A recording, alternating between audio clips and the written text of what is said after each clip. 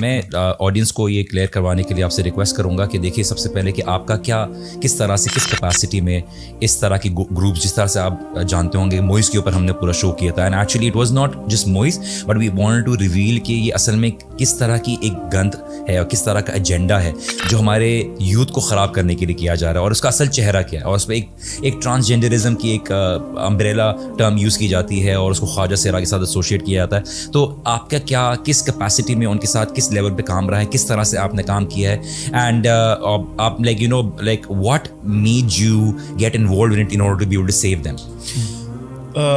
Thank you for the question. پہلی بات تو یہ ہے کہ ان تک پہنچنے کا ایک ہی ذریعہ تھا. جب میں نے اس پہ ریسرچ شروع کری تھی, ظاہر ہے ہماری سوسائٹی میں اس کو ایک اسٹگما مانا جاتا ہے, تو people don't openly claim of their sexual orientation whether what sexual orientation do they belong to. تو ایک ہی طریقہ تھا کہ جو ڈیٹنگ ایپس ہوتی ہیں, آپ انٹرنیٹ پر جا کے لکھیں گرائنڈر, آپ انٹرنیٹ پر جا کے لکھیں ٹنڈر, آپ انٹرنیٹ پر جا کے لکھیں گراؤل یا ڈسکو یا بلو, اس طرح کی ڈیٹنگ ایپس پہ آپ کو ملتے ہیں.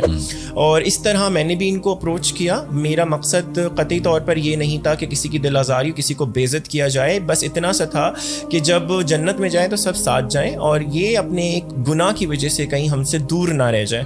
تو اتنا سا میرا مقصد تھا, اور میرا آگے بھی یہی مقصد کہ بھائی سچ یا صحیح غلط جاننا ہے, آپ آ کے مجھ سے بات کرو, باقی اس کو ماننا نہ ماننا یہ آپ کے ہاتھ میں ہے. میں آپ کو سائنٹیفکلی, میں آپ کو ریلیجیسلی ہر نہج پہ یہ بتا دوں گا کہ یہ چیز غلط ہے, غلط ہے, غلط ہے. نمبر 1. نمبر 2, پلیز یہ میک شیور کیجیے گا کہ ان کی مہم کا پارٹ ہے جو 1970s میں شروع ہوئی ہے.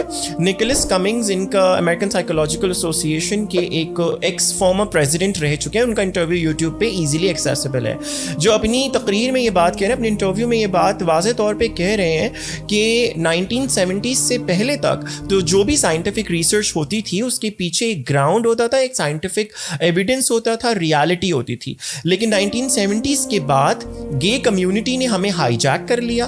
اس کے بعد جو ریسرچ ہوتی ہیں وہ چیری پکڈ ہوتی ہیں. جس ریسرچ کو ان کا دل چاہے گا فنڈ کرنے کا, یہ وہی ریسرچ کو فنڈ کریں گے.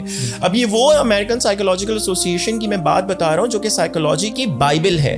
جب اس کی کریڈیبلٹی پہ اتنا بڑا کویسچن مارک آ جائے گا تو آپ اسے بلیف سسٹم کا پارٹ کیسے مان سکتے ہیں؟ اس کا مطلب ہے وہ جو چاہیں گے وہ چھاپیں گے, اور آپ کو پھر وہ ماننا پڑ جائے گا وہ جو بھی چھاپیں گے. اب وہ کل کو اگر یہ چھاپتے ہیں کہ killing someone is the source of sexual gratification, آپ کو ایک تقویت مل رہی ہے سیکشولی کسی کو مار کے, اب وہ آ جائے گا تو آپ کو وہ ماننا پڑے گا. یا تو آپ اس کے لیے ونڈو کھول لیں کہ وہ آپ کی بائبل ہے, یا پھر آپ کو یہ ماننا پڑے گا کہ اس کے اندر بھی تحریف ہوئی ہے, اس کے اندر بھی لوگوں نے مداخلت کر کے اس کو ایمبیگوس اور کریڈیبلٹی پہ کویسچن مارک کر دیا ہے.